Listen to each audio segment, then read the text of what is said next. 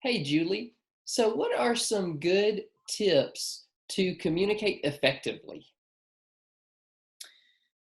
I would say the first tip I have is making sure that whoever you're trying to communicate with, that you actually have their attention and that you yourself aren't distracted. A lot of times I might start saying something to my husband and then I begin walking into another room and he's like, "Hey, wait, I can't hear you." So making sure that you're actually in the same room and that you're looking at each other and that they're prepared to listen. Okay, so not just that we have their full attention, but they also have our full attention, Yes, just to make yes. sure we're attentive to each other. Awesome, that's a great one. What else?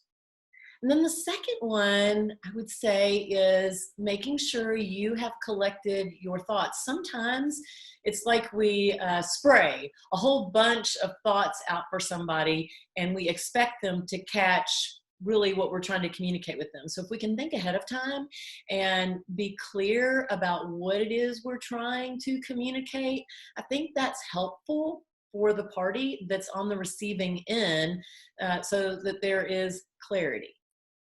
Clarity is so key. That's such a good one, and it seems like a place that we often kind of drop the ball is clearly communicating what we mean. Well, and I think a lot of times it's because we're doing it on the fly. I think the other thing that goes along with that is just being sure about your tone of voice, your facial expressions. I mean, that you are communicating in a way that it's easy for the person to hear what you're saying.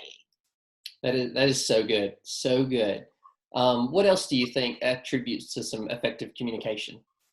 I would say the other one is just checking to be sure that the message you intended to send is the one they received.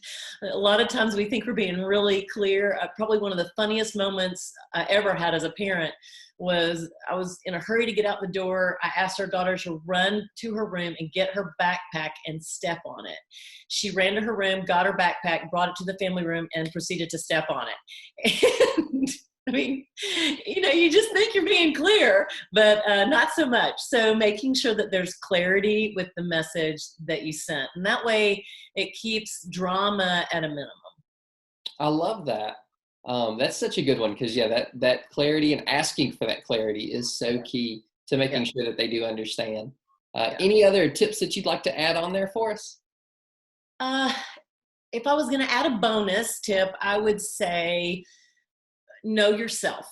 I know for me, I'm not the best communicator in the evening or late at night. I know that that is not a time for me. If I have something intense that I need to communicate or just a lengthy conversation, that's not the best time.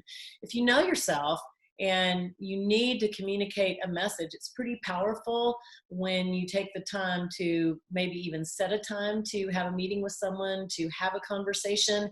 And that way you're not frustrated, they're not frustrated, and you still are able to talk about what you need to talk about in a healthy way. That is so good, and that is so true. It's so important to know yourself and to understand how you communicate well, so that you can make sure you're putting the best foot forward to Yes. have some effective communication with your significant other, friends, coworkers. Um, Children. yeah, it makes such a big difference. So those are all great. So we know, we've got to give our full attention. We've got to speak with clarity. We've got to ask some questions and really listen, and then really know and understand ourselves so that we can have just solid, effective communication with other people. Yeah. It sounds like it's not complicated, but when you throw in the mix of all the chaos and stuff, it can get complicated. But just following those three keys, I think, is helpful for all of us. Awesome. That is so good. Thank you so much, Julie, for taking a few minutes to share that with us. You're welcome.